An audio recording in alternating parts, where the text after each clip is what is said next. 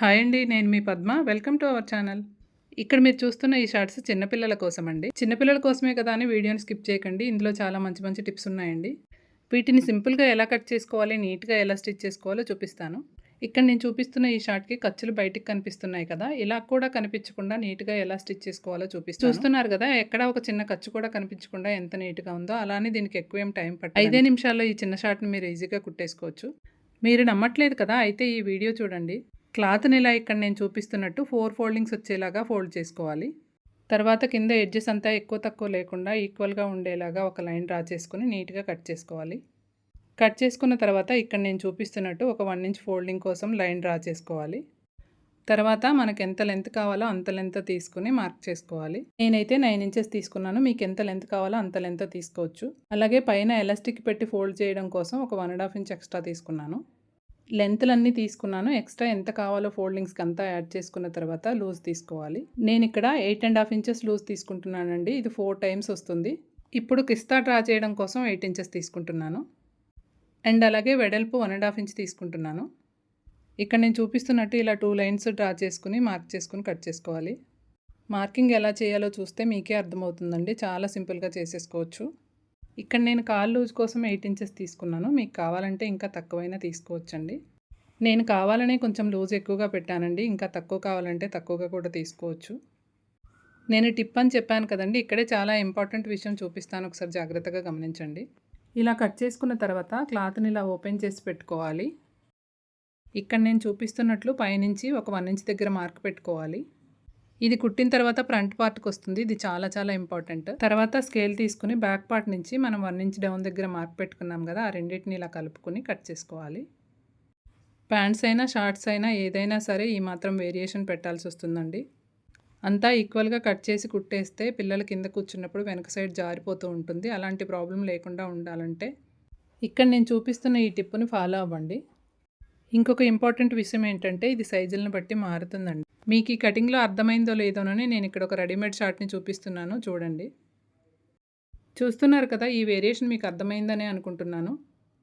ఇప్పటి వరకు మనం లైనింగ్ క్లాత్ని కట్ చేసుకున్నాం కదా, ఈ కట్ చేసుకున్న పీస్ని ఒరిజినల్ క్లాత్ పైన పెట్టుకుని యాజ్ ఇట్ ఈస్గా సేమ్ ఇది ఎలా ఉందో అలాగే కట్ చేసుకోవాలి.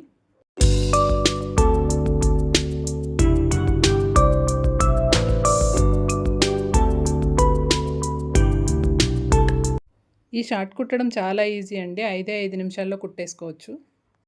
కాకపోతే దీన్ని లైనింగ్ బ్లౌజెస్ లాగా డ్రెస్సెస్ లాగా కలిపి కుట్టేయకూడదు. సపరేట్గా తయారు చేసుకోవాలి. అది ఎలాగో ఇక్కడ నేను చూపిస్తాను.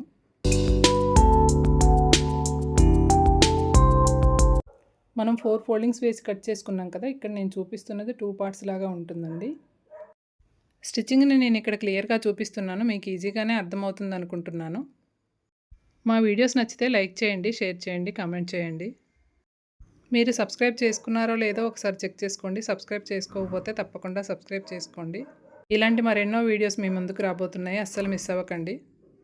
వీడియోని ఎండ్ వరకు చూడండి. మీకు ఏమైనా అర్థం అవ్వకపోతే కామెంట్ చేయండి.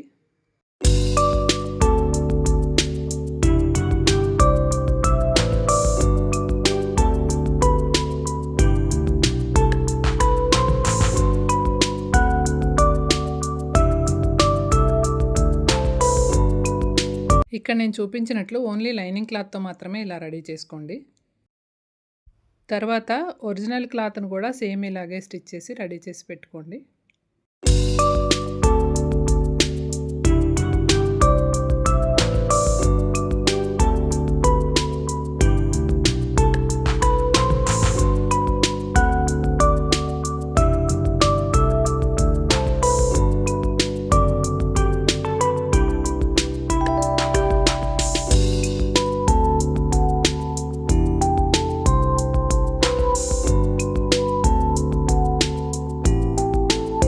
ఇక్కడ నేను ఏం చేస్తున్నానో మీరు జాగ్రత్తగా గమనించండి. ఒరిజినల్ క్లాత్తో కుట్టింది మాత్రమే నేను తిరిగేసాను. లైనింగ్ క్లాత్తో కుట్టిందాన్ని నేను తిరిగేయలేదు.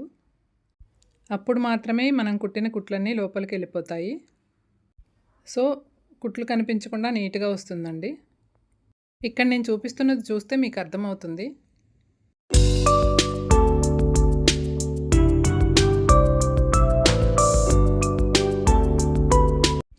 ఇప్పుడు కింద ఫోల్డ్ చేసి స్టిచ్ చేసుకుని పైన ఎలాస్టిక్ వేసేసుకుంటే మన షార్ట్ రెడీ అయిపోతుందండి.